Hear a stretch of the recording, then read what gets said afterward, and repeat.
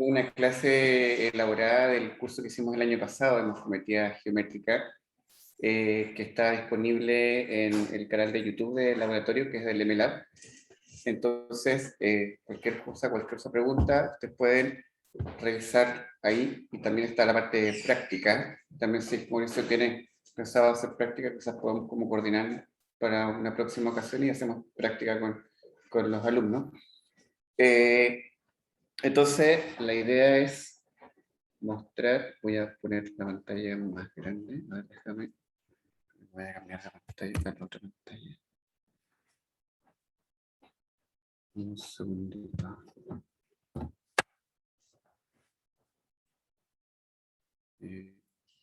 Se ve en pantalla completa, ¿cierto? Ahora. Sí, estamos bien. Ya, bacán. Y ahora. No.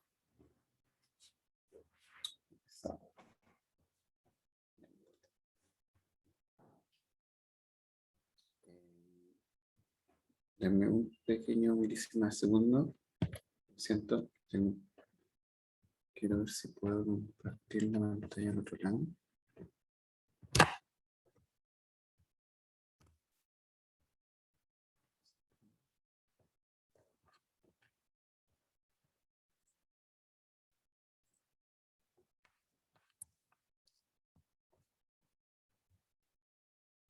Ya, no funciona. Sí. Ya. Bueno, la clase entonces que les voy a conversar hoy día tiene que ver principalmente con la integración y modularidad, que es una... Primero tengo una pregunta, Mauricio. Dentro del curso han ido viendo las otras temáticas de morfometría, ¿cierto? Sí, Alometría. sí, ya vimos descripción del morfoespacio, con análisis de componentes principales, comparación del morfoespacio con análisis de variables canónicas, análisis de función discriminante, alometrías también fue lo último que vimos. Ah, qué bueno, bacán. Ah, ya, súper bien. Entonces, para que hablemos en el mismo idioma todos. Entonces, dentro de la morfometría geométrica hay diferentes elementos en la cual uno utiliza las aplicaciones de la herramienta para ir describiendo diferentes preguntas, ¿ya? Cada tipo de pregunta que tenga alguna relación principal con el conocimiento del origen de la forma. ¿Ya? El origen, nosotros andamos buscando como morfometristas o que queremos utilizar la herramienta de morfometría geométrica para entender por qué la forma cambia y cuáles son las relaciones del por qué estoy viendo los cambios, ¿ya? Si existe un patrón asociado a procesos del desarrollo, si tengo algún efecto ontogenético asociado, y estos cambios de crecimiento están influenciando en mi cambio de forma, si tengo algún aspecto asociado a la biomecánica o a la aerodinámica ya del nado o del vuelo, depende del algoritmo que estemos utilizando. Y la integración y la modalidad hablan principalmente de estas características de la covariación del origen de la forma, de cómo se generan las estructuras morfológicas. Y la modularidad principalmente habla de cómo se generan diferentes agrupaciones, diferentes módulos, de cómo se ha ido formando y en qué momento se forman estas estructuras morfológicas. Entonces, dentro de los objetivos que utiliza la morfometría geométrica, los objetivos de los estudios morfométricos en particular, es poder comprender o hacer inferencias directamente de cómo se han generado estos cambios, ya de las necesidades morfológicas de esta variación, del origen de la variación morfológica de este organismo. Entonces, si yo me enfrento al paradigma en la cual tengo ecología, evolución y el desarrollo, ya tenemos líneas de investigación que hoy en día se llaman ecoegodevo o egodevo, evolución del desarrollo, contienen los elementos o son las claves para poder comprender ya de dónde vienen las variaciones morfométricas. Hay que entender directamente que cada variación morfométrica, cada cambio de la forma, tiene una componente desde el punto de vista evolutivo y tiene una componente fuerte adaptativa. Entonces uno tiene que empezar como a hacer esta separación, hacer la separación desde el punto de vista o es ecológico, ambiental, o tiene un proceso de selección y es proceso evolutivo. Entonces lo puedo calcular desde el punto de vista filogenético o lo puedo calcular desde el punto de vista ambiental y tiene alguna expresión ya en su genoma o en su genética propiamente tal. Hay, desde el punto de vista de Bodeo, hay perspectivas filosóficas que se pueden conversar, que da para otro curso que es súper entretenida esta temática, pero no vamos a hablar de eso, pero fuertemente en la integración morfológica y en la generación de estos organismos, estas estructuras morfológicas, tiene que ver directamente con Evodeo, tiene que ver con, el origen de la morfología.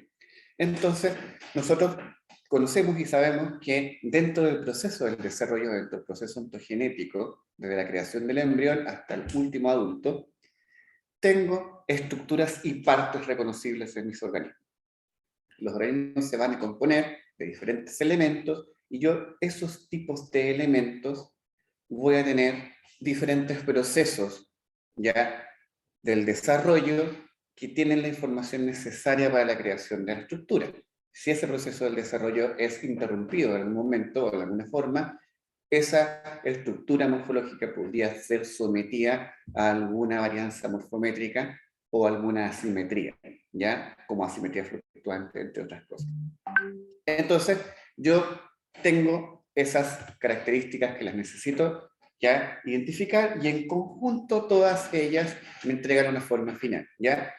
Entonces, la evolución del desarrollo realmente en realidad es la herramienta o la línea de investigación que busca en base a diferentes procesos en el desarrollo. Por ejemplo, ahí yo tengo una pupa, un estado pupario de insecto, en la cual diferentes procesos que ocurren bajo diferentes genes. Entonces, por ejemplo, tengo algunos genes homeóticos que en su proceso del desarrollo, en tal momento, en tal estado, se van a expresar y la información de esos genes son crear cabezas y crear tórax y crear abdomen. Y otro gen se va a expresar para generar abdomen. Entonces empiezo a crear partes de ese organismo. Y esto yo lo quiero conectar con cuando hablemos de modularidad, que esa modularidad normalmente el desarrollo va generado de procesos asociados al desarrollo. Y estas partes finalmente me van a originar una forma final, y esa forma final puede estar mezclada y cambiada por diferentes grupos de especies. Dentro de este estudio del origen de la expresión de los patrones del desarrollo en su morfogénesis, en la elaboración de diferentes estados morfológicos para generar un grupo final, que es el organismo final. Por ejemplo, están los estudios de Neus Martínez Abadías. Ella es española, trabaja actualmente en la Universidad de Barcelona y tiene un trabajo muy interesante en la cual ella estudia la expresión de genes, la cuantificación de la expresión de los genes en el proceso embrionario para ver cómo la modificación de la morfogénesis de diferentes grupos de genes en estos embriones van a ir generando estas morfologías finales. Y esta morfología final realmente es la que yo voy a cuantificar y ella lo que hace es que utiliza morfometría geométrica, pero la utiliza en todos los aspectos. La utiliza en los aspectos embrionarios y las utiliza en el aspecto adulto finalmente. Y ella puede capaz de cuantificar tanto los genes influenciados del desarrollo como el efecto final de la morfología final. ¿Ya?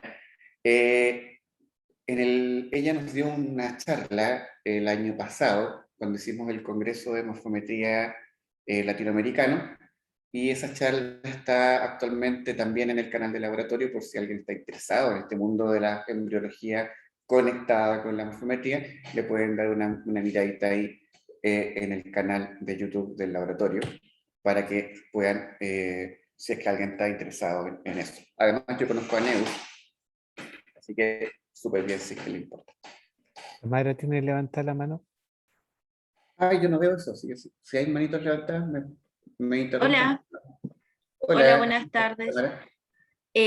Profesor, mi consulta va en que usted dijo que la variación morfológica se atribuía ya tanto a la evolución, que sería ahí Ya, la selección natural, y que estaría ahí los genes, ¿no?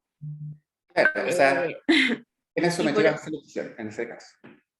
Ya. Y por otra parte, las variables climáticas o ambientales, Sí, que sí, eso tendría que estar, tiene que ver con el fenotipo. justamente, Ah, adaptación, ok, los adaptativos. ya. Entonces, esos serían como los dos caminos para poder explicar todo. Justamente, Damar. Ya, Ahí hay dos líneas, ¿ya? Tienes una línea que está directamente sobre procesos adaptativos, ¿ya? Sobre cómo en el momento o en un estado del generacional de tu población, o pocos estados generacionales, el ambiente, el cambio climático, las contaminantes, por ejemplo, de un río, entre otras cosas, podrían influenciar cambios en la morfología, y esos son patrones adaptativos. Tú ves eso producto de la ecología, del ambiente. entiendo. Y lo otro es múltiples generaciones. Entonces, por ejemplo, un efecto ya ha generado este cambio, y este cambio se ha heredado por múltiples generaciones. Y entonces, cambio asociado a múltiples generaciones, producto de selección natural, ya son procesos evolutivos. Entonces, uno puede ver como la evolución del rasgo en el tiempo. ¿Ya? Ya, sí. En los dos ves cambios, en los dos hay efecto en la morfología. No sé si... Sí, sí, totalmente. Ya, so, muchas gracias. Bacán, de nada más. Entonces, tengo, viendo desde el punto de vista del efecto de los genes en la generación de la forma, yo voy más o menos teniendo claro más o menos el Bauplan morfológico de cómo se va a originar, de qué forma se van a combinar estos genes para entregarme la información necesaria para esta forma general. Entonces, hay mucho estudio experimental en donde se han utilizado diferentes grupos de genes, se han podido ir cambiando, se han podido ir modificando, y uno puede ir jugando con el producto final, ¿ya? Por ejemplo, acá lo que pasa en experimentaciones en plantas sobre factores de transcripción, entre otras cosas, para generar la forma final de las flores, ¿ya? Sin embargo, también están los efectos fuertes del aspecto funcional. Y está este artículo de Casper Broeker que habla principalmente de la evolución del desarrollo funcional, que es cuando yo, de una relación funcional, por ejemplo, el vuelo, ¿ya? El vuelo de un ave o el vuelo de un murciélago, siempre es más fuerte para emitir un cambio morfológico, y esa presión funcional me va a generar los cambios necesarios en el tiempo, va a ser heredada en el tiempo. Todas estas relaciones de origen de la forma y de todos los elementos que se juntan para poder generar una morfología en particular, tienen que ver con los aspectos de la integración morfológica. La integración morfológica finalmente es cómo se origina la morfología y cómo se conectan los elementos morfológicos unos con los otros. Por ejemplo, un pez, en ese pez, la parte, cómo se originaron ya las estructuras de la cabeza, y si esas estructuras de la cabeza tienen alguna relación con las estructuras del cuerpo, de las aletas, aleta caudal, canal, ya pectoral, etc. Esta es una línea de investigación bastante antigua. La integración morfológica viene de los años 50. Olson y Miller publican este libro seminal de evolución de la integración morfológica, se llama Morphological Integration. Y luego, él trabajaba esto desde el punto de vista del desarrollo y de la morfometría tradicional, porque si bien en los años 50 no había todavía la revolución morfológica de la morfometría geométrica. Luego Alessandro Pinelli, que dentro del mismo grupo, ya él junto con su equipo en Italia, trabajan en Evo-Devo, empezaron a hablar de las relaciones del desarrollo de la forma, ¿ya? Porque en morfometría geométrica nosotros trabajamos con forma y queremos conocer las relaciones del cambio de la forma de estos organismos.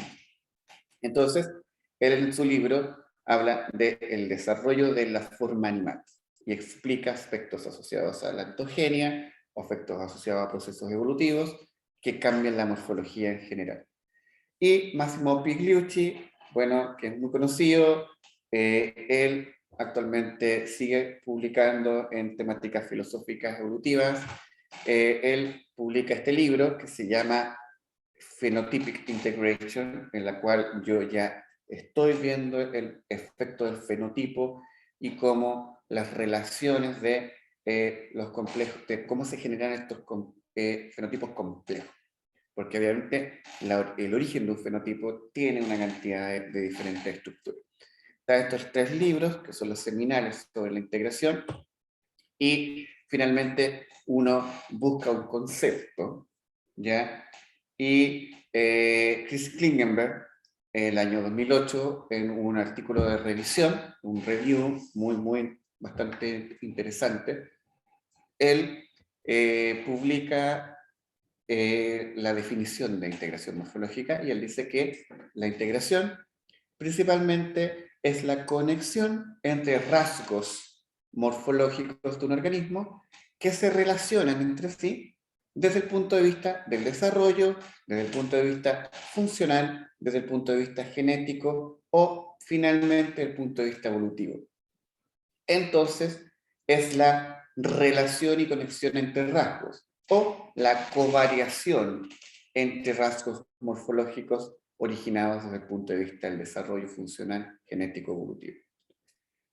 Esta definición de integración que toma Chris Klingenberg la toma asociada a los diferentes otros tipos de definiciones que estaban y indica que la fuerza de integración, o sea, si una estructura es más integrada que la otra o no, tiene que ver con la distribución de la variación de las dimensiones en el espacio del fenotipo. En este caso, cuando hacemos morfometría geométrica, él dice que las dimensiones del espacio de forma, o sea, del espacio del shape space, ¿ya? O espacio de Kendall, que también le llaman, ¿ya? Pero yo le llamo shape space.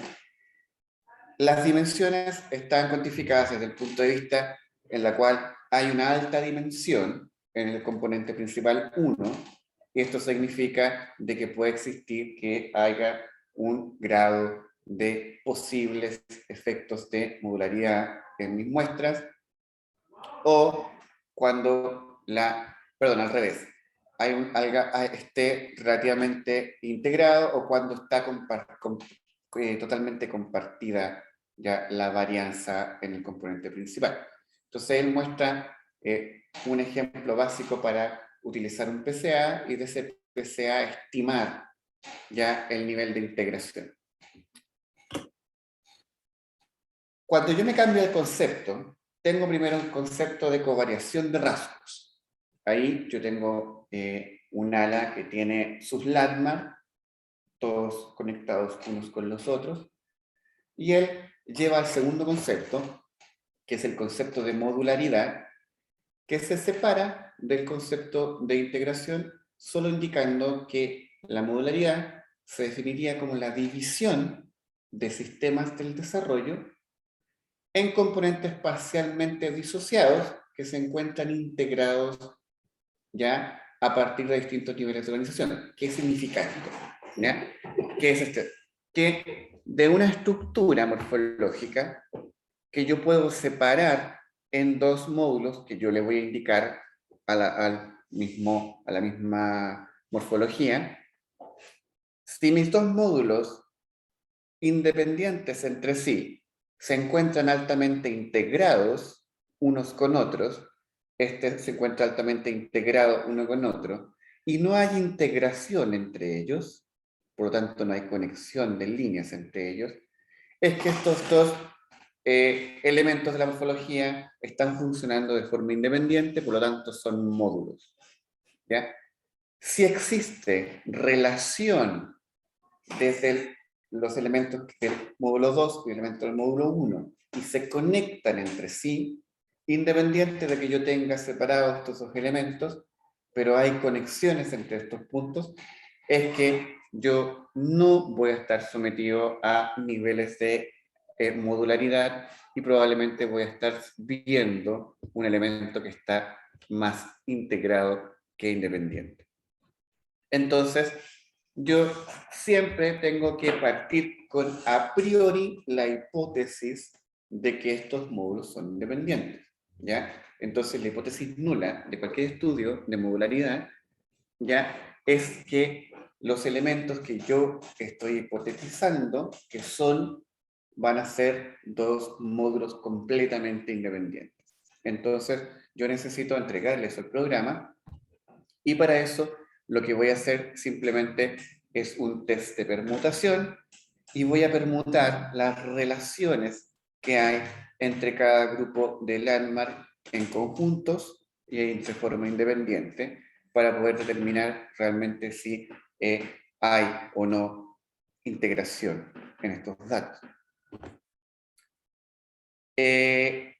Existen diferentes formas ya de evaluar la integración en morfometría geométrica. Los patrones de variación se pueden identificar, como les comentaba al comienzo, con un análisis de componentes principales, ya un PCA, mientras que la covariación entre conjuntos específicos del landmark también puede ser examinada con otro análisis, que es el análisis de PLS, que es el método de partial least square, en la cual yo puedo cuantificar la covariación que hay entre mis datos. Partial least squares es un análisis ordinal, que es dentro de los análisis de morfometría geométrica hay dos análisis ordinales, los componentes principales y los partial least squares. Son análisis ordinales que ordenan mis datos, pero no los transforman de la misma manera. ¿Ya? Partial least square lo que mide es covariación, PCA mide variación, las diferenciaciones entre ellos. Entonces, al ver la covariación yo puedo ver las relaciones que hay entre los landmarks de mis grupos de organismos y necesito un test, un coeficiente que me indique este factor, si es más grande o más chico, etc. Y Klingenberg, él entrega un elemento, tengo un factor y este factor se llama coeficiente RB. El coeficiente RB en MorphoJ, que es el software que se utiliza, que utiliza Chris Klingenberg, coeficiente RB mide los elementos de modularidad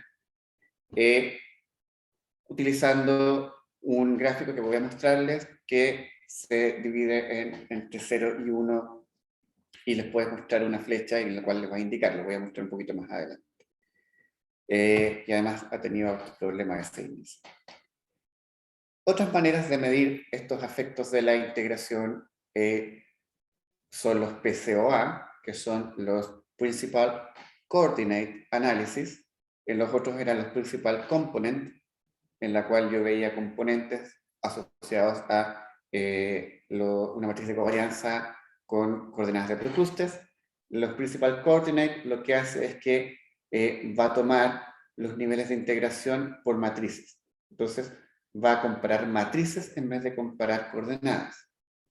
Y el PLS lo que va a hacer es que va a hacer este cálculo sobre la maximización de la covarianza de cada grupo de organismos para poder ver relación entre bloques, que yo les voy a explicar más o menos qué significa eso. Normalmente el PLS tiene que elegir dos bloques, y estos bloques uno pueden ser dos sets ya del landmark que yo escoja como hipótesis a priori, o puedo también utilizar para medir covarianza en algún aspecto ecomorfológico con otra gradiente, etc. Entonces, existen estos elementos. Ahí hay un artículo que publicamos con uno de mis estudiantes de doctorado el año pasado. Fue una de sus revisiones literatura que hizo, y él la publicamos en español, que tiene que ver con morfometría geométrica y sus nuevas aplicaciones en ecología y biología. Aquí hay dos artículos, son dos revisiones en español, que pueden servir siempre para poder hacer un repaso de la teoría, de cuáles son las nuevas herramientas, cuáles son las nuevas técnicas que se están utilizando. El primero del lado izquierdo es el último publicado el 2020, el que está al lado derecho abajo es un artículo un poco más antiguo, publicado con Thomas Puchel, un buen amigo, que actualmente está en Inglaterra, que tiene que ver un poquito más con la teoría, tiene que ver un poquito más con Procrustes, tiene que ver un poquito más con esas líneas de la teoría de la morfometría. Pero el otro es más entretenido, más chulo, uno puede ver, ya está la simetría fluctuante, está la integración morfológica, hay cositas ahí en español como para ir estudiando si es que están interesados en esas temáticas a futuro. Siempre sirve igual tener alguna lectura más fácil en inglés. Por supuesto, yo les recomiendo siempre ir a la literatura, perdón, en español, pero yo les recomiendo igual ir a la literatura en inglés, que siempre es más, mucho más, más citada, etc. Obviamente uno en español no te cita mucho, pero realmente sirve para los estudiantes. Yo me conformo que los chicos lo lean y estudien para si es que tienen alguna prueba de morfometría, si es que hay pruebas en tu curso. Chris Klingenberg, la persona que está con la copita ahí, fue mi tutor de doctorado. Yo hice mi doctorado en Manchester con él, con el creador de MorfoJ. Tuve la oportunidad de pelearme con él todos los días por 5 años, en donde no me gustaba nada lo que hacía, todo estaba malo, siempre estaba malo, pero bueno, aprendía a golpes, tratando de que estuviera bueno algo, por lo menos. Y él era de la idea de que la morfometría tenía su origen asociado al desarrollo, y que ese desarrollo principalmente tenía que ver con el origen de la morfología en aspectos de integración y modularidad. Él es muy fuerte, su laboratorio y su investigación es muy fuerte asociado a estos temas. Y él elabora el índice RB para el uso de morfometría utilizando diferentes trazas matriciales. Lo que está ahí, realmente la traza es que lo que él tomaba era la matriz de covarianza, así que ustedes ya pasaron lo que es matriz de covarianza. La matriz de covarianza tiene tus datos de los Landmark, ¿ya? Una matriz siempre está elaborada en base a lo que ustedes pusieron sus Landmark, ya cada fotito tiene sus Landmark y está ordenada en matriz de covarianza, y esa matriz de covarianza tiene una diagonal, la diagonal de la matriz, y esa diagonal de la matriz se llama traza. Entonces, esa traza puede contener toda la información de todo lo que tienen. Y él utilizó esto para poder elaborar el índice RB, para poder ver la covariación de cada uno de los grupos. Entonces, y en este artículo, que es el del 2009, es muy, muy interesante y bastante didáctico, y él introduce el índice RB, pero además habla muy bien y es muy bien explicado las relaciones de los landmarks y el uso de la integración y modularidad. Se los recomiendo, es un paper bastante didáctico. Entonces él dice que utiliza el índice RB, de que yo les mostraba, para ver cómo se expresaba para poder medir integración y para poder medir cuándo una estructura está altamente modular, o sea, son independientes entre sí. En el lado izquierdo, yo puedo ver ya el índice RB, la estructura de un índice RB, en la cual la flecha está en 0.4 asociado hacia el lado derecho. Cuando eso se veía en MorfoJ, se estaba en el paper, indica él, de que eso es una tendencia a la integración de los datos y no a los módulos, cuando tú tienes una hipótesis de que hay dos módulos. Y cuando la flecha tenía su tendencia a irse a la izquierda de tu distribución de RB, se decía de que hay una tendencia a la modularidad, o sea, los elementos que tú elegiste como hipótesis de que eran independientes, probablemente sí son independientes y no se comparten ya covarianza entre ellos. Ese índice RB, ahora vienen los problemas, no todo es color de rosa en el mundo de la investigación, tiene problemas, ha sido criticado y criticado por un equipo muy, muy interesante, que es el equipo de Dean Adams. Creo que hay una mano levantada. No, me sale como que hay una manita, pero no. No sé si... Sí, Tamara. Profesor, Te escucho. los módulos se dan por los datos, o uno ya genera una hipótesis y dice, bueno, estos rasgos es de este módulo y este rasgo son de este módulo. Ahí Sí, como que... tú a priori le puedes indicar al programa o al software, porque tienes una idea de que tú crees que en realidad esta estructura es independiente de esta otra estructura. Por ejemplo, no sé, ojo con estructura de la cabeza, con estructura del cuerpo. Pongamos un ejemplo así. Entonces, ya sabes y le puedes decir al programa directamente. Idealmente, tu hipótesis nula es que son módulos, que son independientes entre sí. ¿Ya? Es muy raro que se pueda calcular si no le dices al programa, a menos que tú tengas ya una idea sobre el desarrollo de que esto podría ser independiente, pero principalmente a priori hay que indicar los módulos, indicarles tú lo que tú crees. Y esa información la vas a obtener o por el desarrollo, o porque sabes que hay un aspecto funcional biomecánico súper fuerte, entre otras cosas.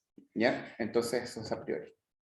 Ya. Y este coeficiente, si entendí bien, es el que relaciona, cuantifica cuán relacionados están los módulos. Justamente, te ve el valor de covariación entre esos módulos. Entonces, Ok. si es un coeficiente relativamente grande, o sea, cercano a 1, es que no hay relación entre los módulos.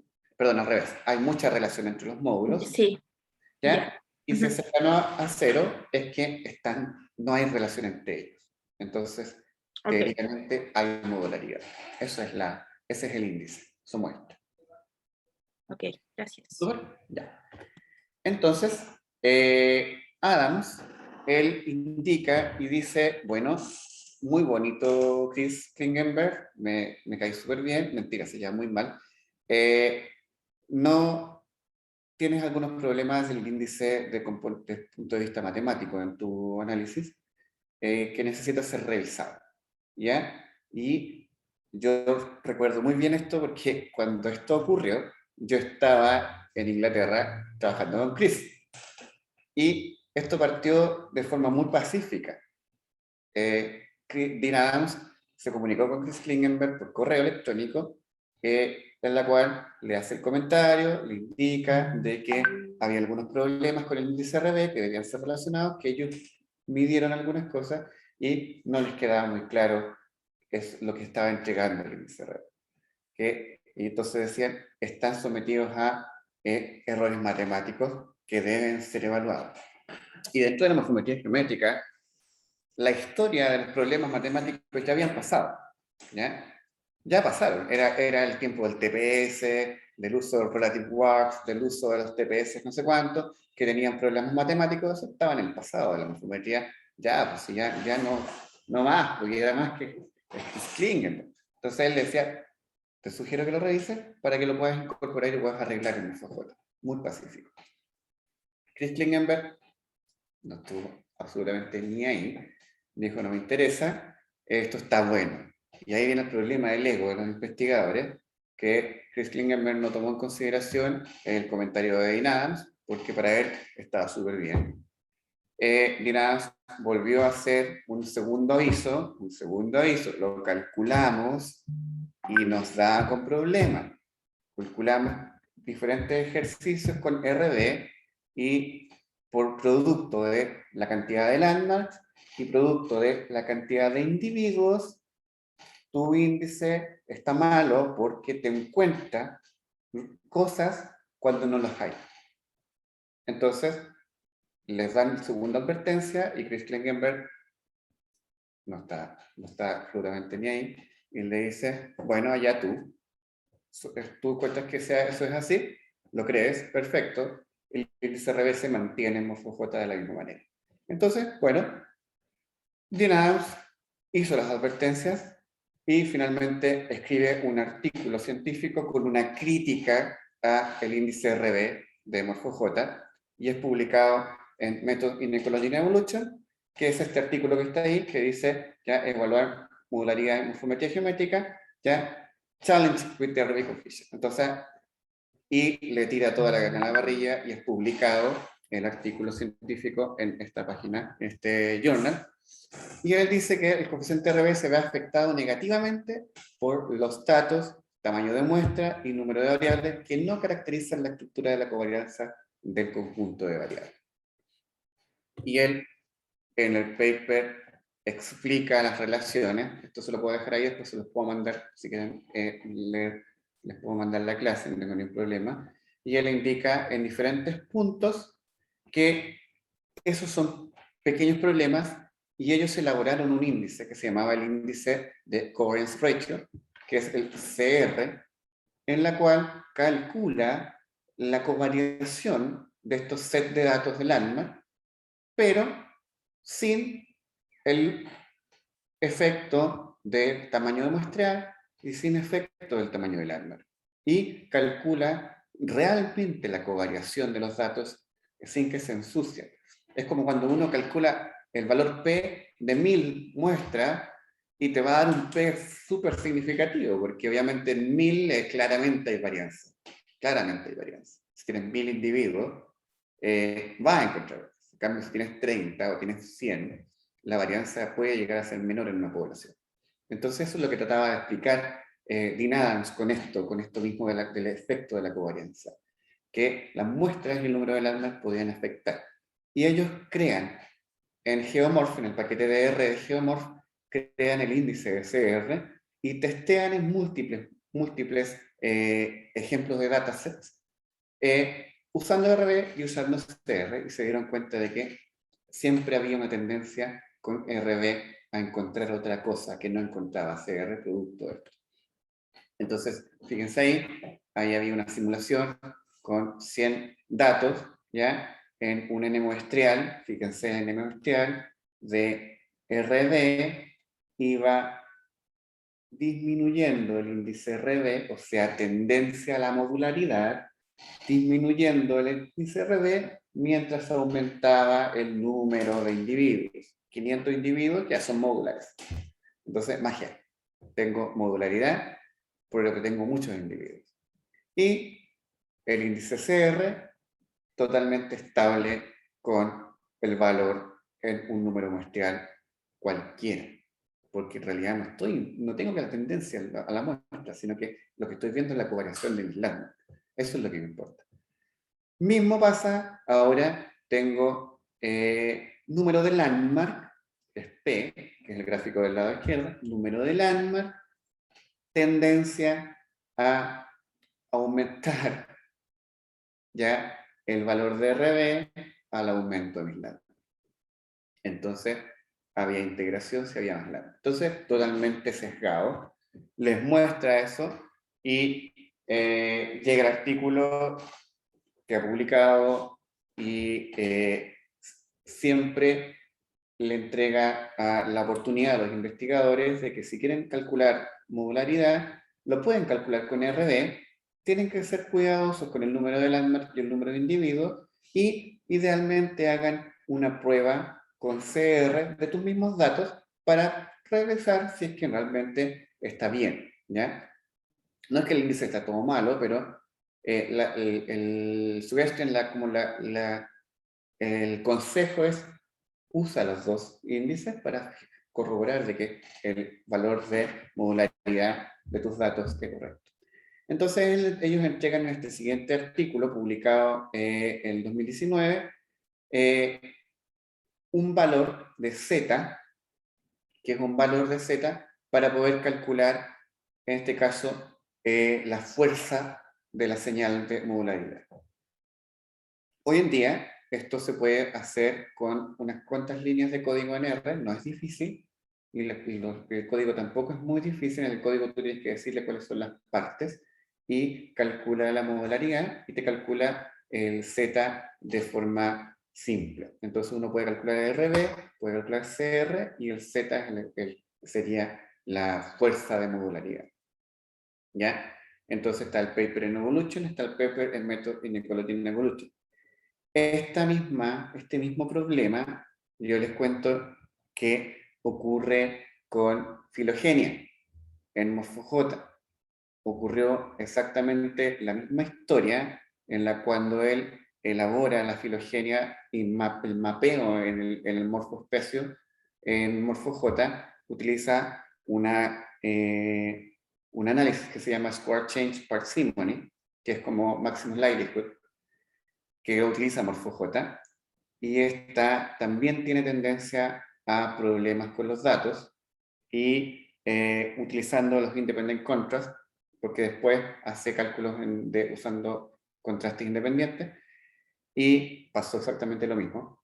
También se encontraron problemas, también fue avisado en forma muy educada, por decirlo de alguna forma, y también no prestó atención.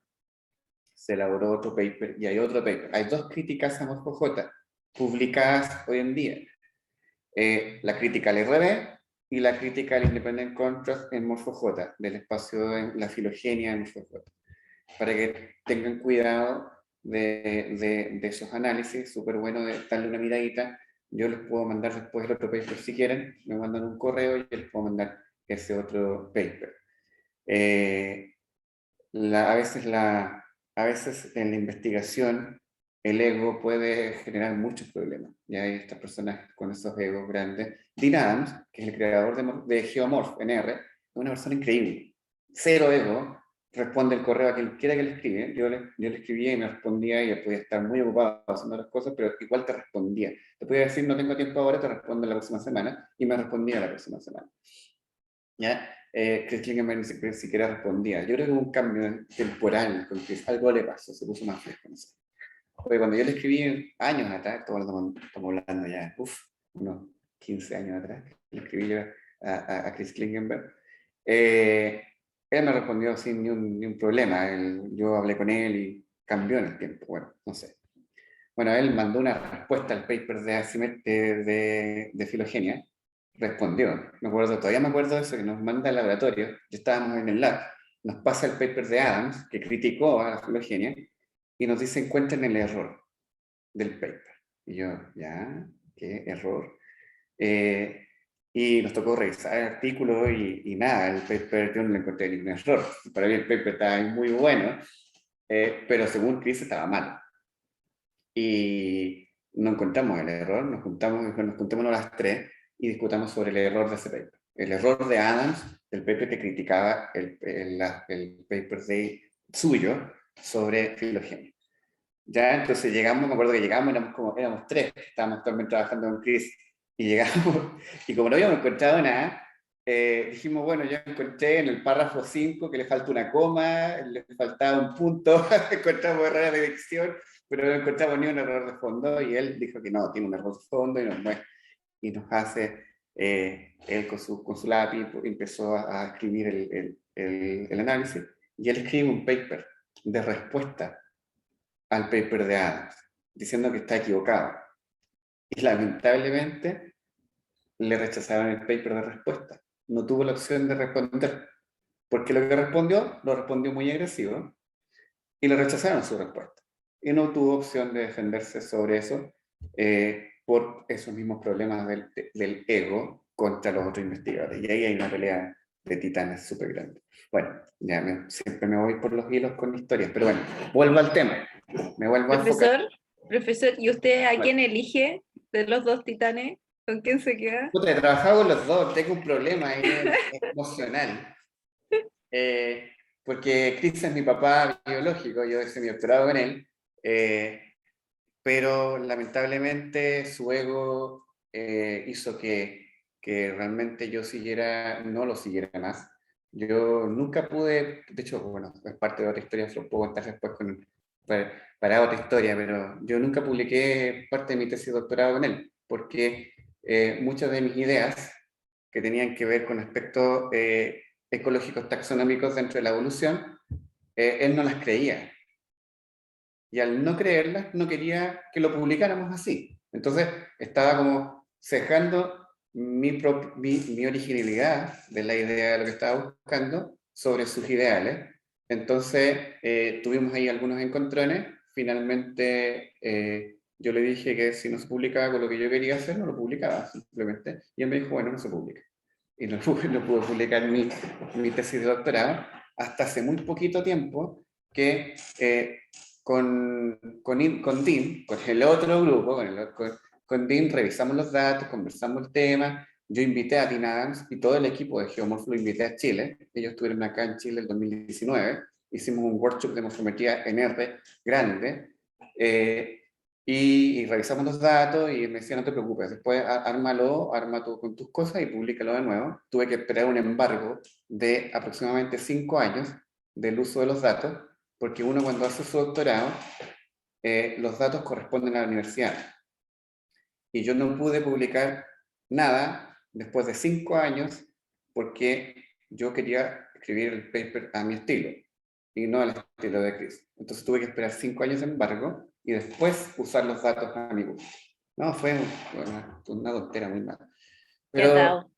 sí, Pero mal. bueno, Sé cuando se pelean titanes ahí, lamentablemente a veces se ven afectados los estudiantes. Eso es muy malo. No, nunca hagan eso cuando sean profe. Saltan la No, esquila. sí, súper malo. No metan a los estudiantes. No es problema de los estudiantes, es problema de los profes, pero no de los estudiantes.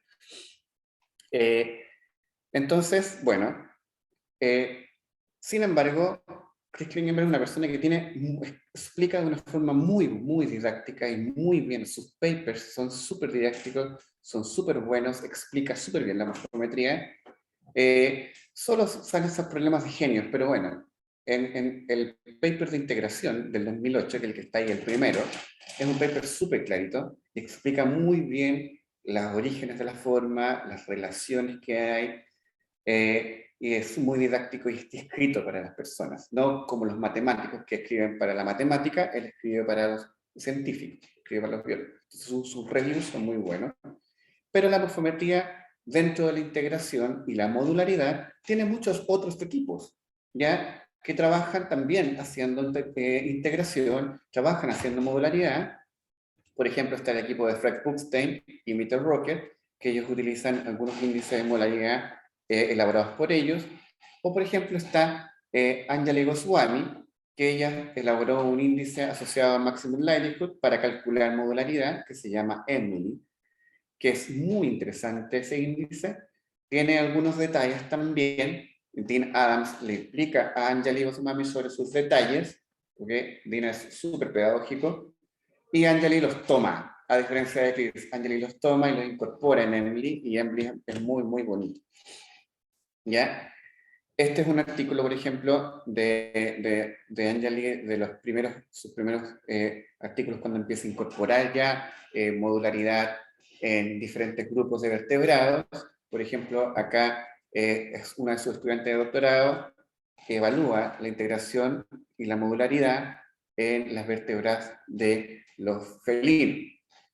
Entonces, ve aspectos del desarrollo, ve que las vértebras están en diferentes estados, son diferentes landmarks cada una, entonces hace como un partial square por 2 bloques, o sea, y va buscando y viendo las relaciones que hay de covariación entre cada una de las vértebras. Muy bonito el análisis. Y va viendo que hay efectos de la modularidad y que esta modularidad en general es funcional porque las vértebras están comunicadas entre sí para el movimiento del animal. Entonces es súper interesante porque ver la modularidad funcional para el aspecto funcional del movimiento de los animales. Acá está Anjali. Anjali, ella también estuvo dándonos una charla para el Congreso de Morfometría. Su charla también está disponible en el canal de YouTube, si quieren verla. Y ella trabaja fuertemente en la integración y modularidad de vertebrados. Su laboratorio es muy bueno en Londres. Ella es del Museo de Historia Natural de Londres. Y sus análisis normalmente son en Emily, que es el que le digo, con CR, con el índice CR de Adams, y mide la covariación ya de los landmarks en los diferentes módulos que tiene. Entonces, ella selecciona módulos a priori, y los módulos a priori entrega una hipótesis, y en la hipótesis le dice son independientes, y mediante un algoritmo de likelihood compara cada landmark con cada landmark. ¿Ya? Y lo hace en 3D, además, en morfometría 3D, y se pueden observar estos detalles. Esto es lo que hace, lo que toma los módulos, en este caso, que seleccionas tú a priori, y compara todas las combinatorias, como lo hace cualquier análisis de modularidad, como lo hace Morfofoto también, y compara la fuerza de covariación de cada nodo. en este caso la magnitud de correlación de las regiones entre más altas comparadas cercanas a 1 o cercanas a 0 para ver si es que son modulares o no. ¿Ya? Acá hay otro artículo, ellos usan este tipo de gráficos, ¿ya? Uno los ve bastante comúnmente en los artículos de Angela y Goswami, pero son de verdad muy gráficos porque ella trata de entregar la necesidad de la morfometría geométrica. La morfometría geométrica se crea porque es un aspecto gráfico, yo necesito ver cómo cambia, ver la covariación del landmark. Si no veo la covariación del landmark, en realidad no sé qué estoy haciendo. Si no estoy viendo para dónde está cambiando, no estoy viendo la relación del cambio de la forma. ¿Ya?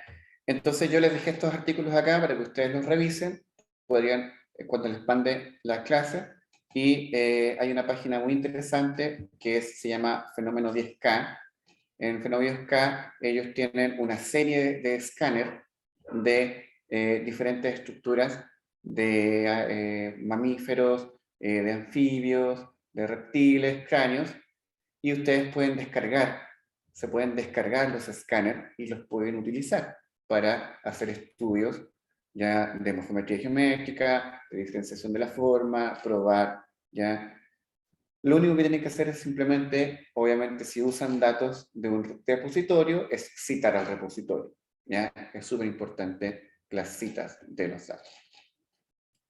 Ahora, yéndome un poquito más a la parte interna sobre el origen, porque al comienzo de la clase yo les decía, la morfometría geométrica y la morfología, la integración morfológica provienen del origen de la forma, provienen del origen de la morfología, y eso tiene un aspecto del desarrollo súper claro, súper fuerte. En este caso, yo necesito tener algunas herramientas que me entrega la misma morfometría.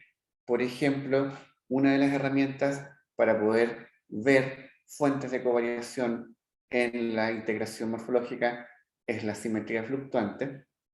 Yo no sé si hablaron algo de asimetría, Mauricio. No, todavía no hemos pasado a simetría. Ah, ya. Bueno, voy a hacer una pincelada más o Ya, menos, que no tengo diapositivas para mostrar qué es la simetría, sino que aquí la usan como herramienta solamente para inferir el origen de la forma.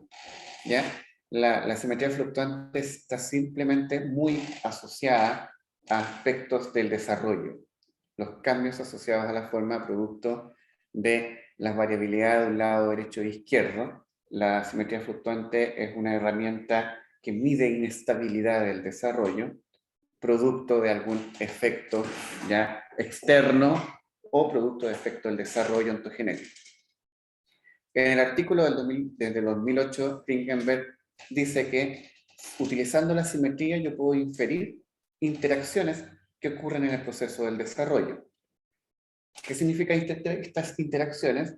Que cuando se están generando los precursores que contienen la información, en este caso es la información genética que te va a entregar un genomiótico para entregarte la forma, entonces cuando yo en el proceso del desarrollo tengo unas cascadas de diferentes grupos de genes que me van a proceder el origen de la forma, yo puedo tener ya puede ocurrir algo, puede ocurrir una variación, puede ocurrir el efecto de, no sé, un proceso del desarrollo, producto de una contaminación, producto de algo, que va a producir que este rasgo se divida en dos o algo tenga. Entonces, yo pongo acá que una fuente de covariación morfológica es la interacción directa entre los respectivos precursores del desarrollo, en donde la covariación puede generarse en el proceso de partición de un tejido. ¿Qué significa esto? ¿Ya? Por ejemplo, yo tengo una vía del desarrollo.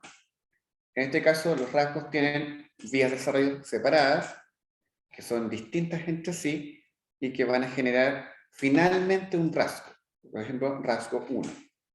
Tengo que a veces, en estos procesos del desarrollo, por ejemplo, estamos hablando de un proceso embrionario, en el proceso embrionario hay cascadas de genes en la cual en algunos procesos se comparten los genes. Por ejemplo, la formación de los ojos, ¿ya? En algún organismo, voy a generar ojos de mi lado derecho, ojos de mi lado izquierdo. En el proceso de formación de esto, las señales de los orígenes, la cascada de genes que me van a producir que yo genero los ojos, tienen genes compartidos.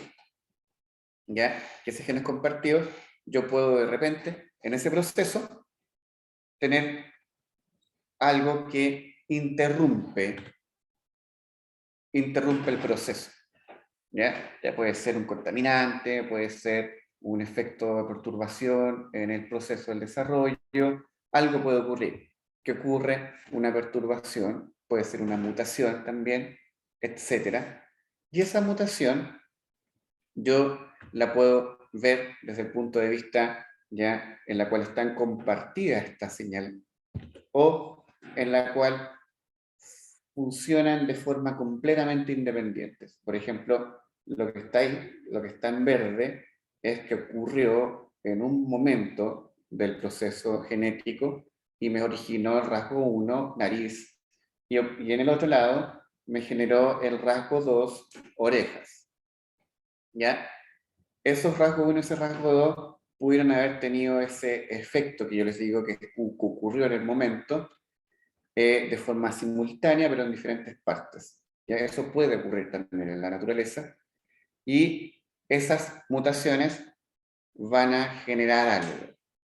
¿Cómo? ¿Qué van a generar? Van a generar una perturbación en el desarrollo que se puede medir mediante la simetría fluctuante. Y la simetría fluctuante lo que hace es medir pequeños efectos del proceso del desarrollo que se ven expresados en procesos asimétricos, que uno lo puede utilizar como origen de la variación aleatoria en los procesos del desarrollo. A ver, ¿a qué me refiero con eso? Yo tengo señales directas en la cual tengo una variación que me entrega la información y me divide en dos rasgos. Tengo dos rasgos de forma independiente, pero justo se comparte. Ocurre, por ejemplo, voy a poner el láser, ocurre acá, la variación del desarrollo, pero justo en el siguiente proceso era donde se compartían los genes al otro. Entonces, como ocurrió en el siguiente, lo que ocurrió aquí se traspasó para acá también. Entonces, los dos rasgos tuvieron ese cambio. Pero, y acá ocurrió acá, y después se particionaba. Entonces, los dos rasgos también tuvieron ese cambio.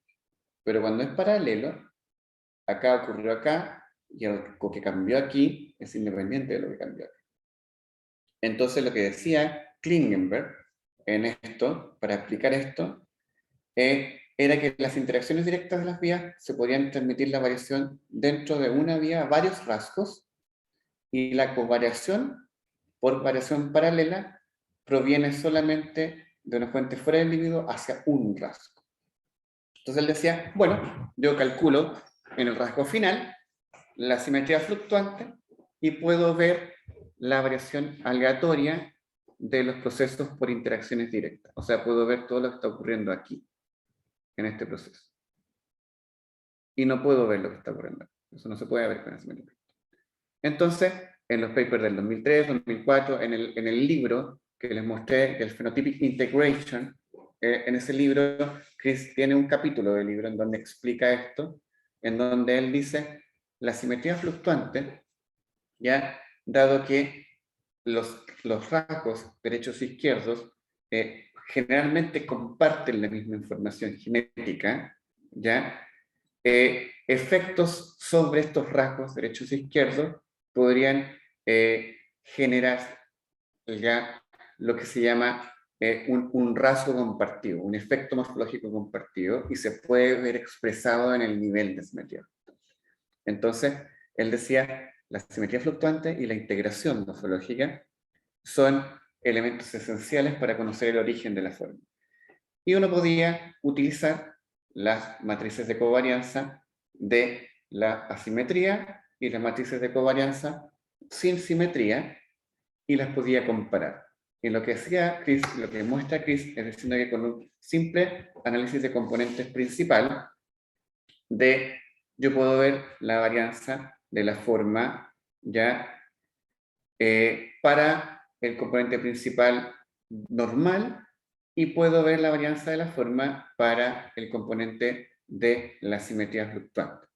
¿Ya? Si estos patrones de covariación para el normal y para la simetría fluctuante difieren sustancialmente, o sea, son muy distintos, siendo que es el mismo organismo y la simetría fluctuante debería ser muy poquita, ¿ya? Difieren sustancialmente en los dos niveles de variación, entonces la covariación por variación paralela debería tener un papel considerable. Entonces, lo que está ocurriendo acá, este proceso. Y si las relaciones que había entre el PCA de la variable independiente, o sea, individuales, sin simetría fluctuante, y del PCA de la simetría fluctuante eran relativamente similares, es que estaba siendo compartido, o sea, hay relaciones directas. ¿Ya? Entonces él decía que esto servía más o menos, que suena complicado porque en realidad es mucho con biología del desarrollo y hay que conocer un poquitito del proceso de los genes, pero él decía, si no conozco nada del proceso de los genes, no tengo un laboratorio de biología del desarrollo, no tengo el equipo para poder ver el knockout del gen X, no tengo eso, por lo menos tengo las matrices de covarianza de individual y de la simetría fluctuante. Entonces puedo inferir lo que estoy viendo. Puedo decir que, debido a que estos son similares, ocurrió este proceso del desarrollo, y si son distintos, ocurrió este otro proceso en el desarrollo. Entonces hay inferencias producto de hipótesis. Eso es lo que decía, trataba de decir Chris con toda esta mamá rara, extraña de cosas en su paper de integración del 2008. Entonces trataba de cómo solucionar el problema cuando no hay el dinero para poder tener estos laboratorios del desarrollo.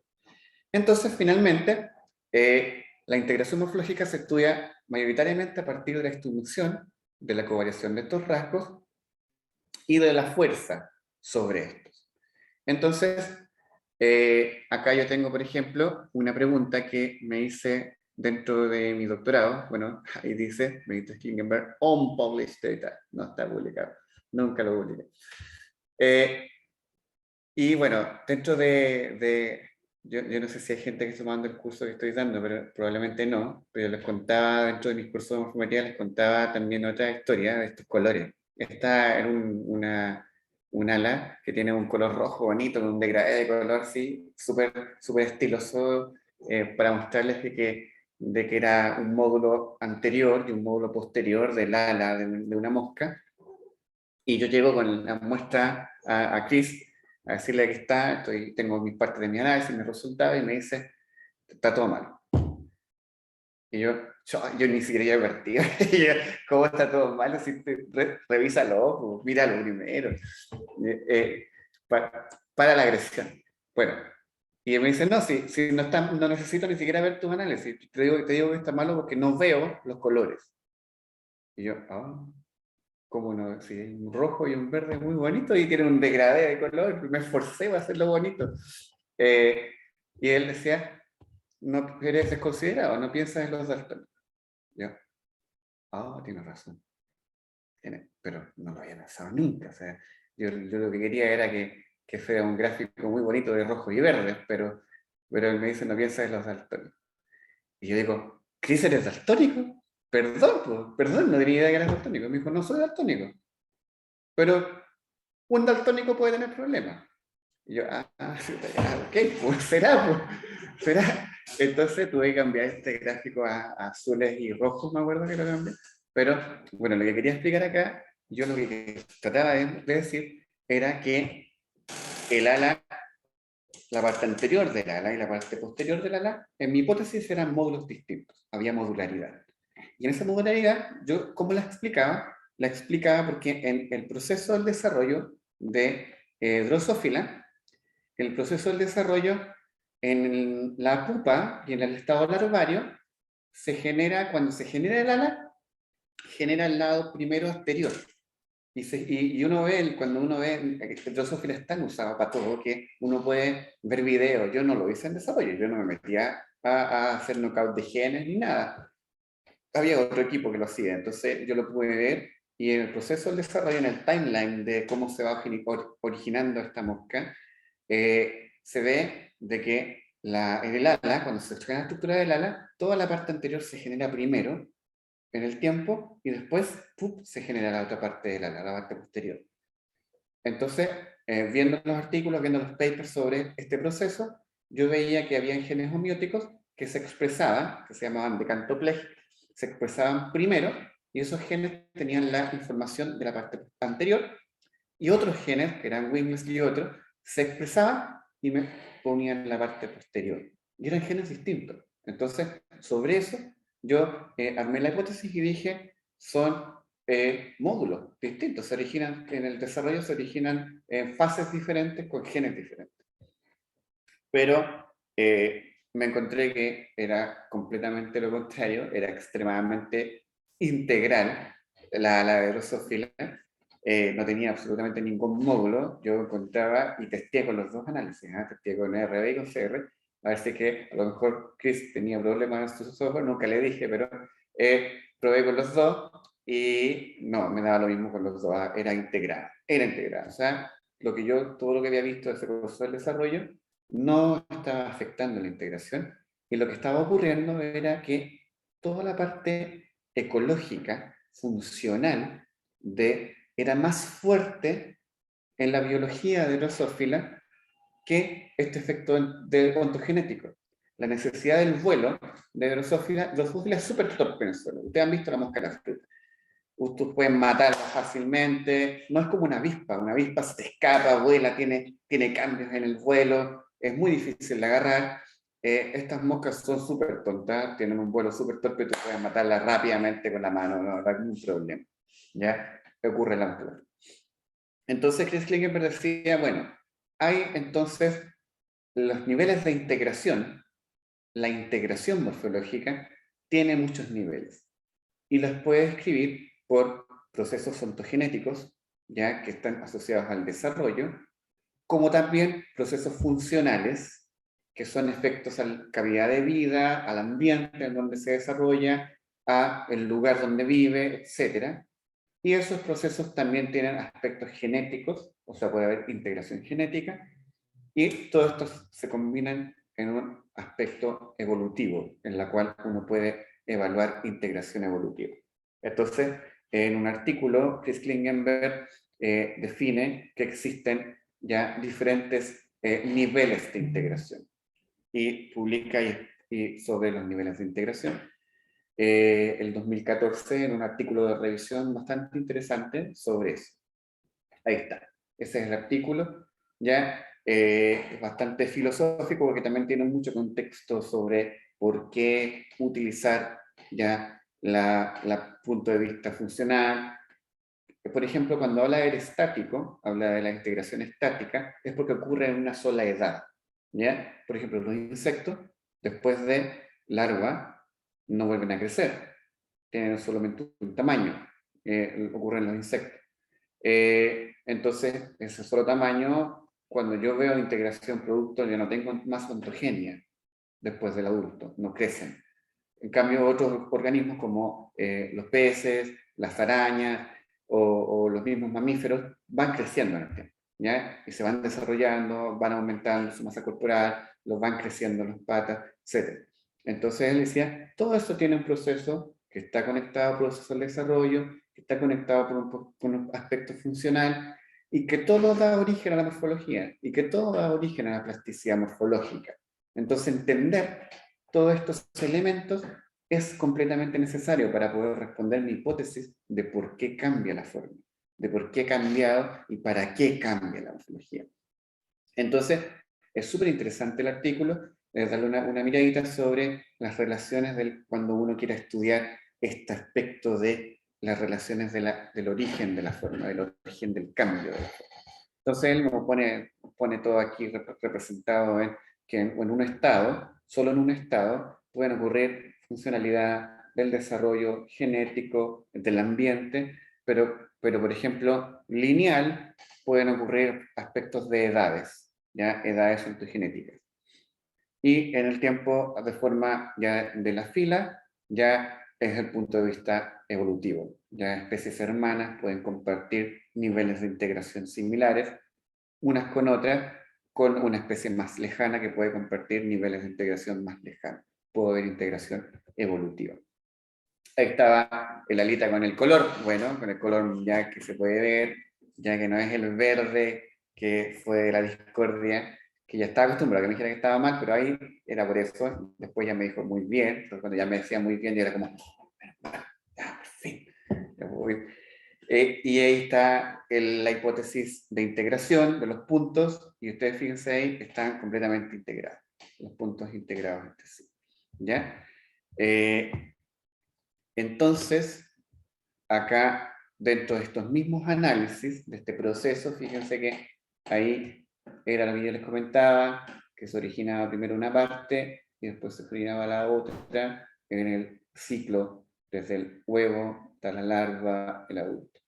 Entonces, si eso ocurría así en ese estado, claramente podía tener lo que yo decía, un lugar posterior y un anterior, pero bueno, no era tan así la cosa.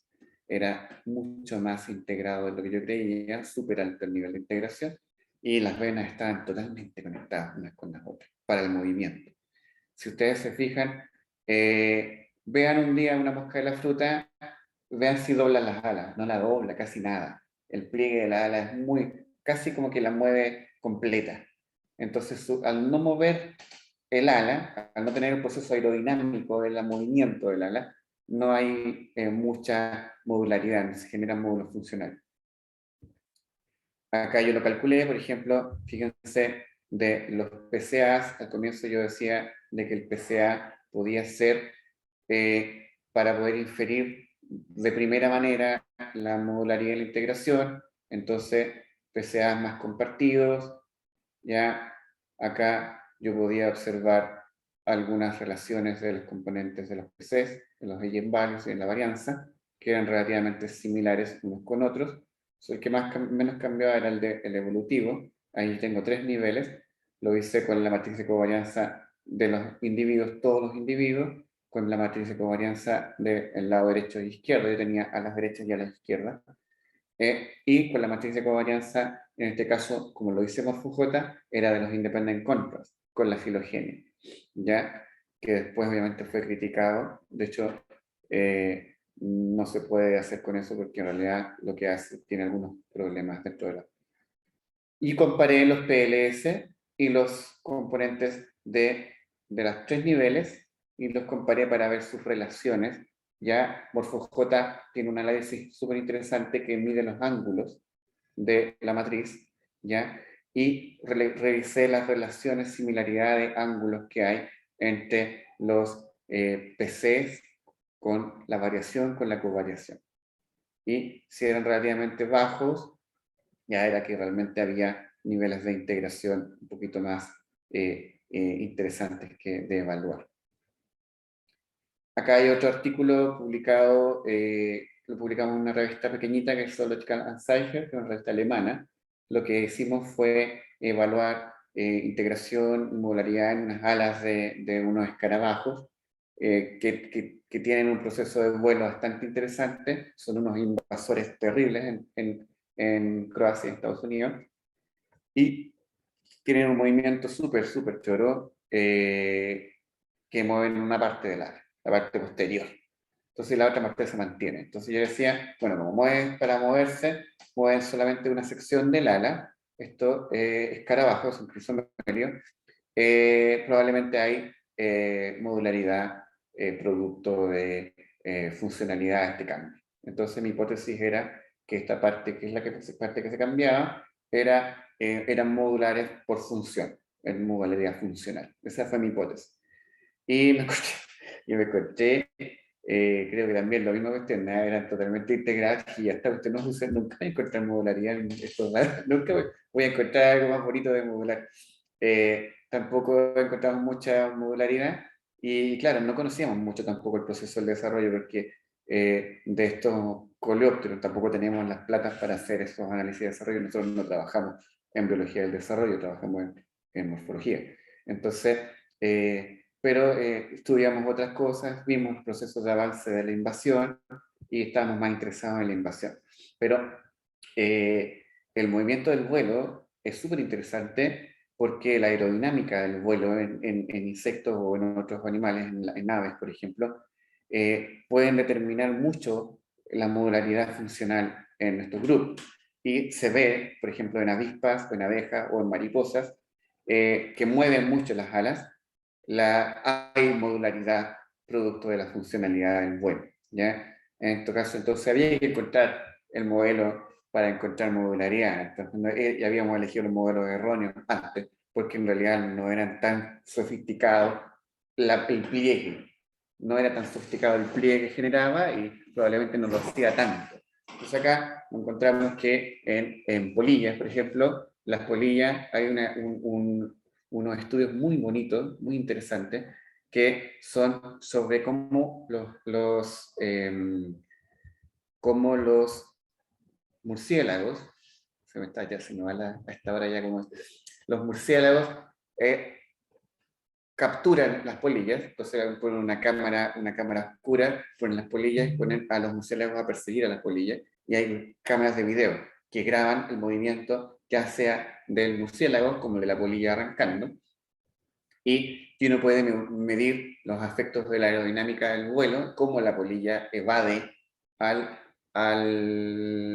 murciélago, y se pueden ir calculando estos niveles de aerodinámica del cambio del vuelo. Y ahí se veía modularidad en las alas. ¿Ya? Yo acá, bueno, dos ejemplos de lo mismo. Ya está el nivel de RB. Recordar de que el nivel de RB, tendencia hacia la parte ya izquierda, que era modular, tendencia hacia el lado derecho en el mismo gráfico, es que tenía alguna tendencia a la integración directa de los datos. Acá hay otro ejemplo, un artículo también usando MorphoJ con estos son perros, ¿ya? Perros domésticos, y comparaban con perros domésticos y con lobos. Entonces, él medía al nivel de integración. Este es uno de sus papers de uno de los estudiantes de Chris, que es Abby Drake. Ella actualmente está contratada en Cornell, en Estados Unidos. Si los niveles de modularidad eran más grandes o más pequeños, porque ella encontraba claramente modularidad. Si fijan, ahí está el lado izquierdo, componente simétrico y era simétrico, era similar en perros y lobos. Y ella encontraba de que no eran relativamente similares en porcentajes, pero ambos eran modulares. Esas estructuras, el face y el resto eran completamente independientes. Y eran independientes porque cumplían funciones. ¿Ya?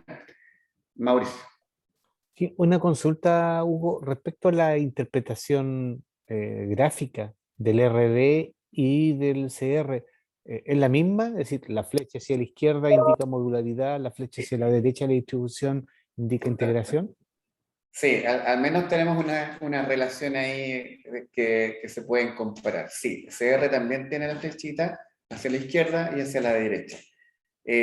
Los rangos sí son distintos porque en RB es entre 0 y 1. Sí, En CR es más, puedes haber más de 1. ok. ¿Ya? Es la única diferenciación, pero flechita a la derecha y flechita a la izquierda es para ver menor integración o mayor integración. Eso se puede expresar así en CR, menos mal que no sea tan distinto. Sí, ¿Ya? vale, gracias. Vale. Eh, Luego, eso lo puse simplemente porque cuando estaba en clase y tenía a los estudiantes presenciales, ellos decían, porque veían el perrito así bonito, entonces, pero después que empezó la no presencialidad ya no se escucha, están todos sin No se cámara. escucha nada. Sin cámara y sin video, entonces uno le habla al mundo y no ve nada. Pero bueno, en ese proyecto ustedes tienen que decir, ya, este paper es bastante interesante porque toma la visión de Arbitrage en donde tenía este aspecto de la modularidad en estos grupos de cánidos o grupos de cánidos similares, y el equipo de Borja Figuerío, españoles, con Ceferino Barón, ellos toman aspectos de los ambientes en los cuales viven estos diferentes zorros árticos y cómo el ambiente puede generar cambios modulares sobre el cráneo en estos organismos. ¿Ya? Entonces, es súper importante conocer un poquitito, y ellos medían las islas, entre otros lugares, la historia de vida de lo que estamos estudiando y cómo la historia de vida puede influenciar gratamente o ingratamente la morfología, porque a veces uno tiene que adaptarse al ambiente que vives y ese adaptarse probablemente desde el punto de vista evolutivo puede llegar a ser a disminuir una estructura morfológica, cambiar una estructura morfológica en el tiempo, etc. Entonces, es súper bonito y es súper interesante cuando uno estudia ya la forma y la morfometría y el estudio de la morfometría, ver todos estos elementos, porque todos estos elementos van a influenciar en el cambio de la forma en sí. Entonces, conocer los aspectos del cambio de la forma, su historia de vida, sus relaciones ecológicas y sus componentes evolutivas, todo tiene alguna conexión para poder ver finalmente lo que quiero entender, que es el origen de la forma en base a la integración y si es que hay módulos o no. Acá hay algunos artículos, creo que no me quedan muchas diapositivas, que son sobre el rol de la polinización. Aquí ya hay aspectos, por ejemplo, de modularidad o de integración con algunas otras características ecológicas. Y características ecológicas que pueden ir influenciando los cambios. Acá, por ejemplo, tiene que ver con el rol de la polinización, que si ustedes, en algunos grupos de polinizadores, la flor, el insecto se modifica su morfología para la flor, porque obviamente necesita polinizar y alimentarse o poner los huevos, etc. Entonces, hay algunos cambios morfológicos en grupos de animales que están acondicionados a el hospedador. Entonces, también ahí hay cosas súper interesantes que evaluar. Hay simplemente un paper de Andrea Gardini que habla como los riesgos de los resultados como generados. Esto tenía que ver, también era parte de la discusión. Creo que esta es la última diapositiva de la historia. Fue un artículo de la integración craneofacial en la radiación adaptativa de los pinzones de Darwin. Entonces, es una historia súper interesante, porque los pinzones de Darwin, el proceso evolutivo es la más conocido, todos enseñan evolución con los pinzones de Darwin, ¿ya? Pero esa evolución y esos procesos evolutivos tienen asociación de que se dice que cambió el pico, que el pico era más débil, que era más grande, que podía comer o no las semillas, y podía o no, si no comía las semillas, ese grupo de organismos ya no alcanzaba, no podía sobrevivir, y otros grupos de organismos que la podían comer se mantenían en el tiempo, y la diversidad genética de los que realmente estaban en la que se pasaba en el tiempo, y de las que realmente no podían, no se pasaba. No era que se murieran todos, ya era simplemente que había selección sobre algunos grupos de organismos entre sí. Algunos decían que todos estos se morían y no sobrevivía ninguno, y eso no puede ser, imposible que se mueran todos los pinzones, o si no hay proceso evolutivo, sino que había genes que se seleccionaban. Y esos genes que se seleccionaban eran los que pasaban a la siguiente generación, pero que tenían cambios en la forma, y que tenía que ver con integración morfológica, porque en realidad el origen de la forma está asociado directamente a la integración morfológica. Y entonces, este artículo es muy bonito, está publicado en Nature and Ecology and Evolution el año pasado, mezcla todas estas cosas, mezcla evolución, mezcla la morfología, mezcla la historia de vida, mezcla la modularidad, mezcla la integración y pone todo en la historia evolutiva de los pinzones para ver cómo se fue generando ya en relación a otras aves, cómo se fue generando la estructura del pico en estos. Y lo encuentro muy bonito, muy chévere. Bien, eso es. Muchas gracias, Hugo. A ver, déjame poner la otra pantalla. Tamara, ¿tiene levantada la mano?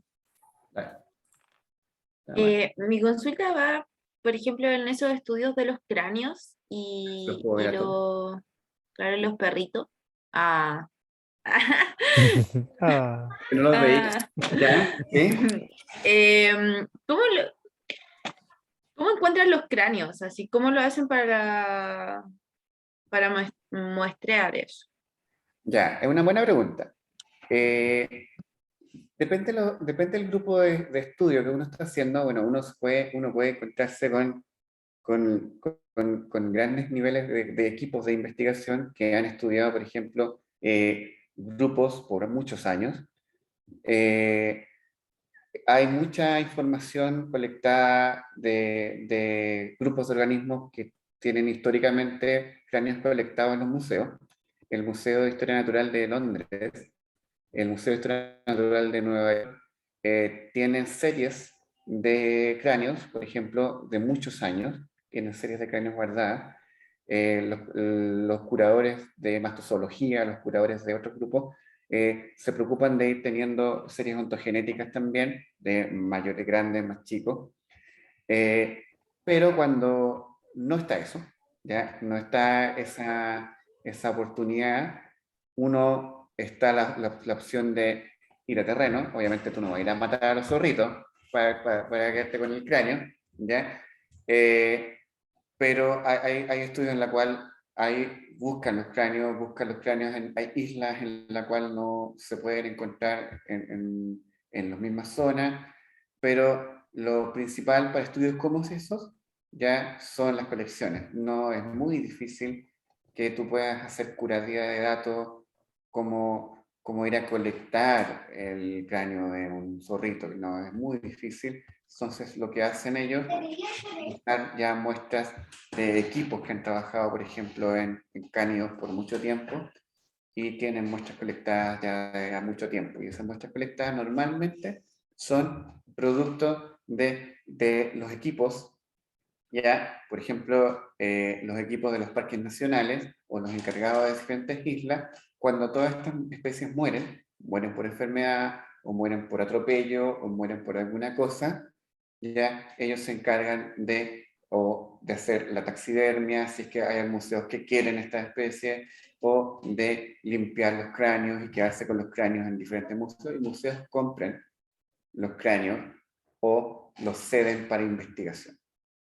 ¿Ya? Entonces, eso es la forma. Ya no creo que haya, no creo que Ya, haya sí, equipos que vayan a matar zorritos para hacer morfometría, lo dudo. entiendo.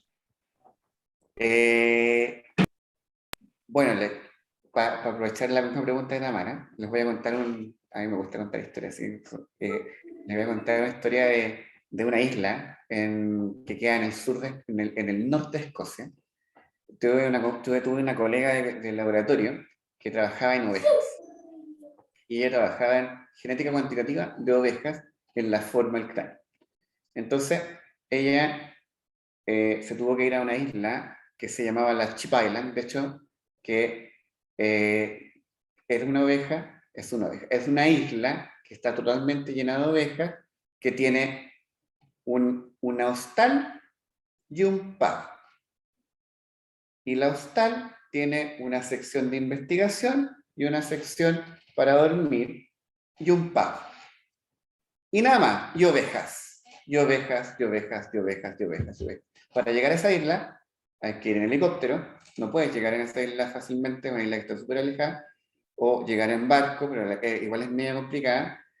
Y te van a dejar, es la isla para estudiar ovejas. Hay un equipo grandote en San Andrew que trabaja en ovejas, que lleva años trabajando en ontogenia de ovejas, y ahí hay colecciones históricas de más de 200 años de reproducción de ovejas.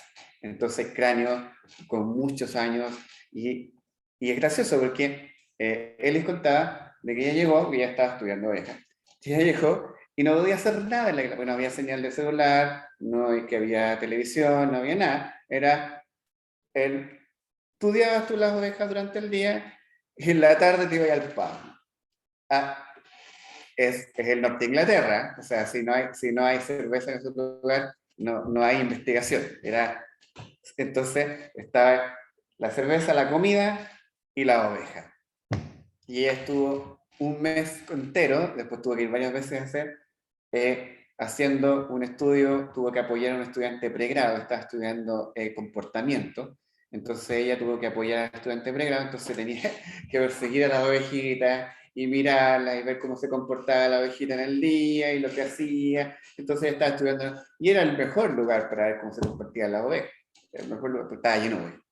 Entonces ella, aparte de tener las colecciones, porque ese lugar tenía las colecciones más grandes de ovejas que hay en el mundo, sobre todo en histórico y ontogenético, ella tenía que apoyar a otra estudiante que estaba revisando el comportamiento de la oveja. No, súper chévere. Entonces, por ejemplo, no está eso en los lobitos, pero porque las ovejas son domesticables, pero algo así lo que hacen estos investigadores para poder tener series de cráneos y cosas así para hacer.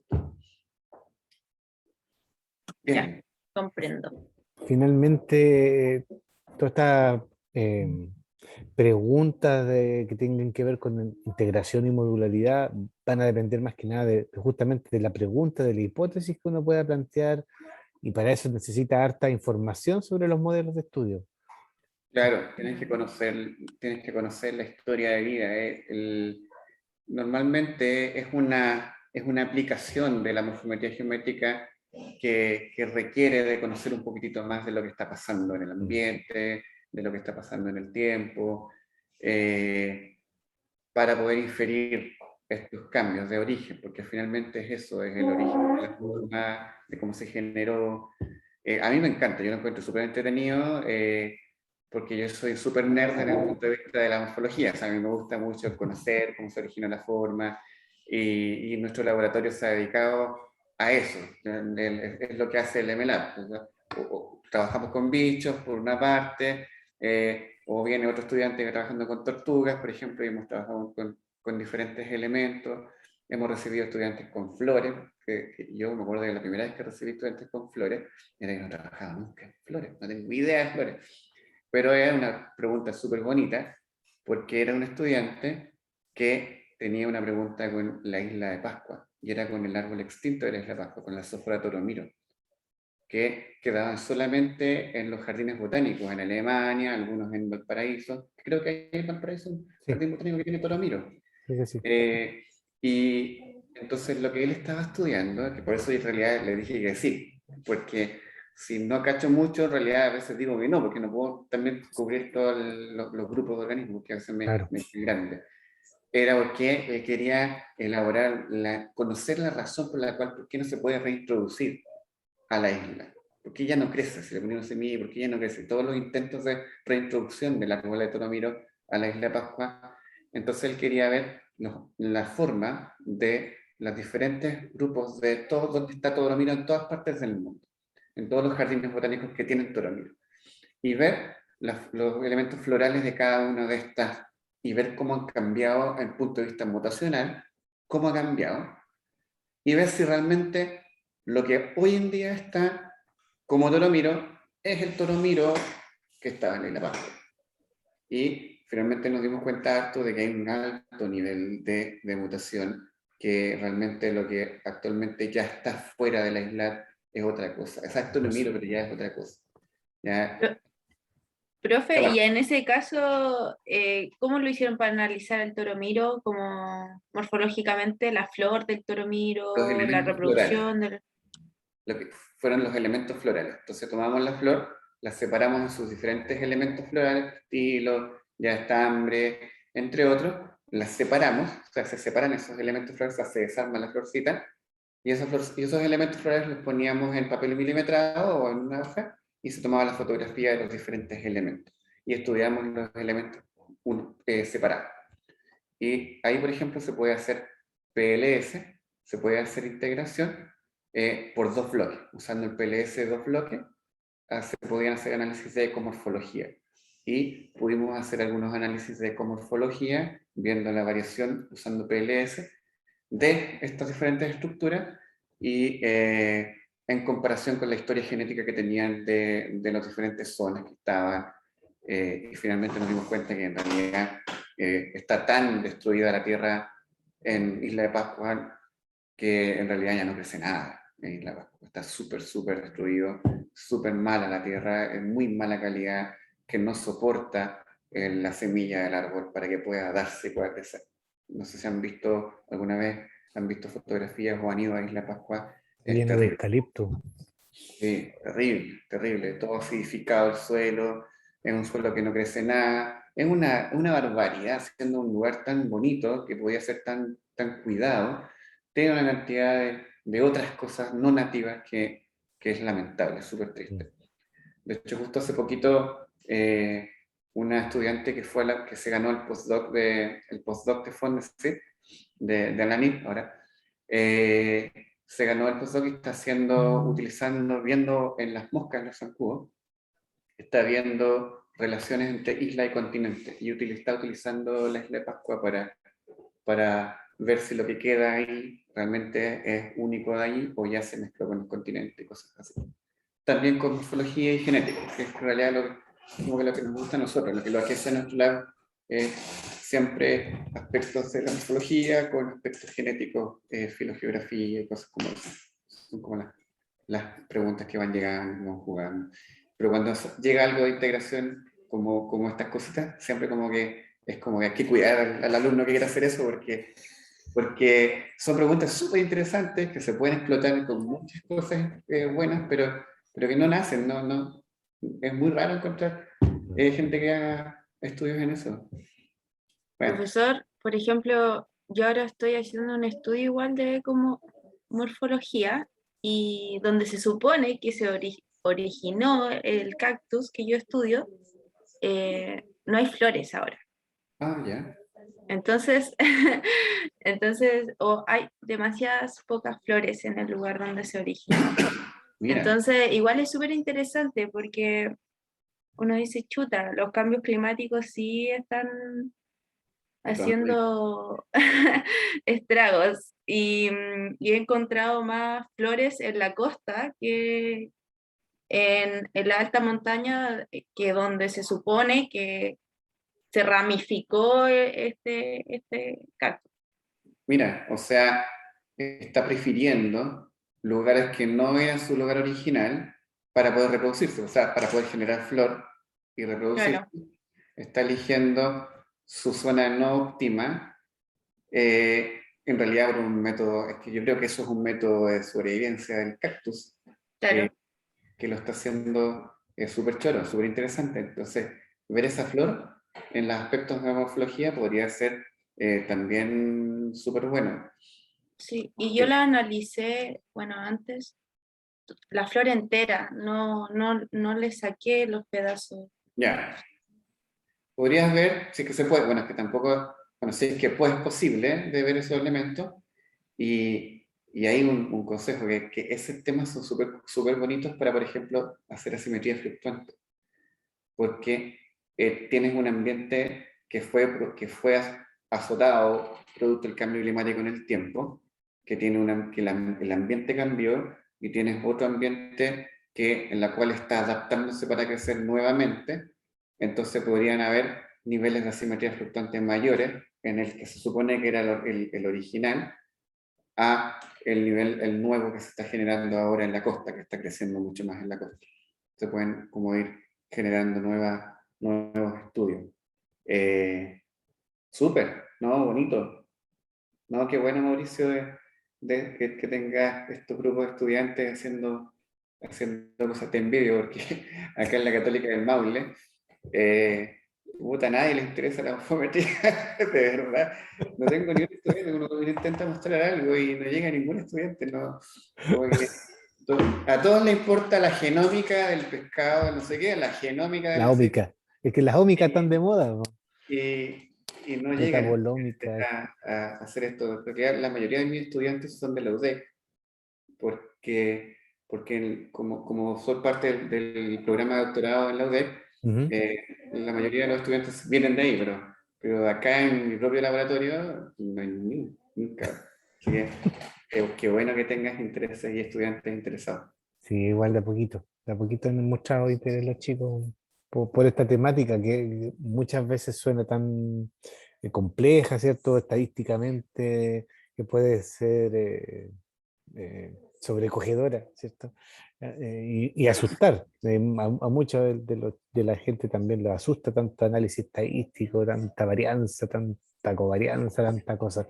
Entonces, Se escapan de la matemática. claro, sí, no, sí, es natural que pase eso. Es decir, ya con la estadística paramétrica y no paramétrica ya la gente tiembla un poquito, po. Entonces ya meterle esta cosa geométrica, Multivariada. pero, pero de a poco hemos estado generando algo de conciencia en las nuevas cohortes de estudiantes y han mostrado harto interés en participar, le han salido ideas interesantes que estuvimos viendo la semana pasada, esta semana, un poquito antes de que llegaras tú, estaban mostrando ahí qué cosas van a trabajar como modelos de estudio para este curso, que Ah, como pues, tú bien decías, no está planteado a la forma de pruebas de aprendizaje, de conocer texto, información, sino que más bien aprender haciendo. Un sí, ah, poquito súper bien. que la Qué mejor bueno. forma de aprender.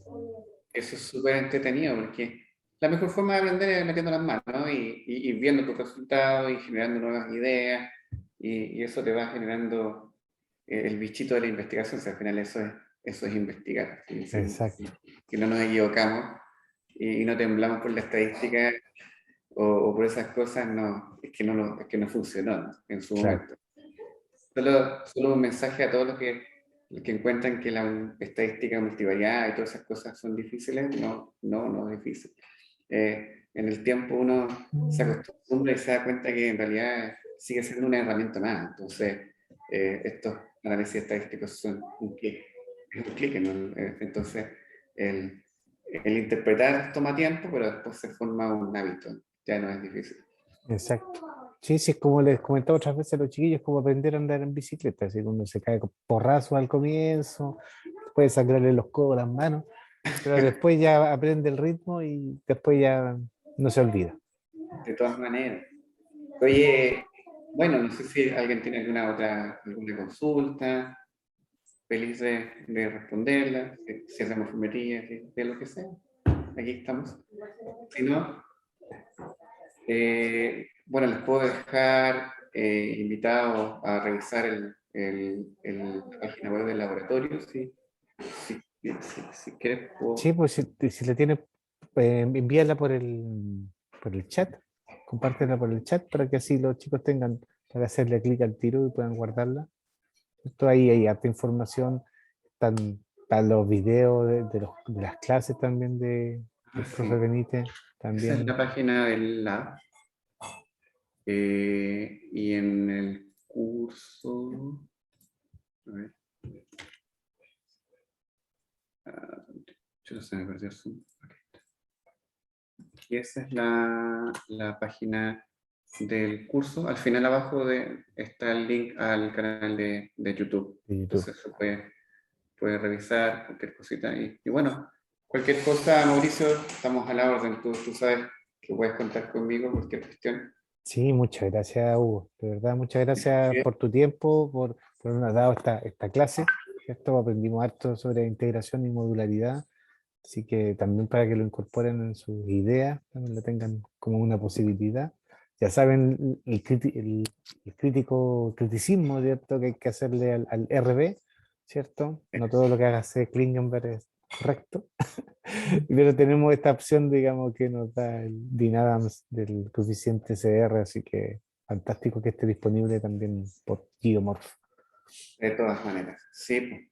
Oye, les cuento que próximamente Geomorph va a tener una opción de ventanitas como Ah, morfología.